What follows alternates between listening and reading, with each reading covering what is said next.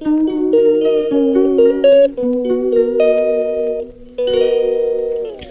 علیکم دوستوں، کیا حال چال ہے؟ آج کے نیو بلاگ میں آپ کو خوش آمدید کرتا ہوں دوستوں۔ امید کرتا ہوں کہ آپ لوگ ٹھیک ٹھاک ہوں گے، اللہ پاک آپ کو خیر وفیت سے رکھے، آپ کی تمام مشکلیں پریشانیاں دور کرے، دور کرے۔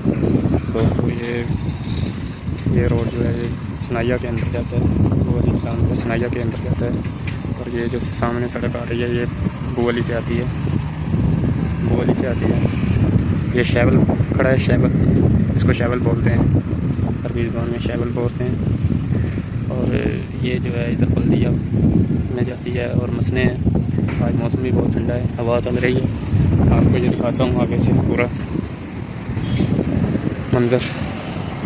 یہ دیکھیں دوستو، یہ پورے ورشے ہیں، حداد کا ورشہ ہے۔ یہ گندا پانی نکالنے والی گاڑی تھی، اور یہ جو صاف پانی والی گاڑی ہے یہ ٹینکر صاف پانی والا ہے۔ یہ سامنے جتنی بھی دکانیں ہیں، کچھ گاڑیوں کی دکانیں ہیں اور کچھ ایلومینیم کی دکانیں ہیں۔ یہ دیکھیں، یہ روڈ سیدھا اندر کو سنائیے کے اندر جاتا ہے، گراج وغیرہ سب ہیں ادھر۔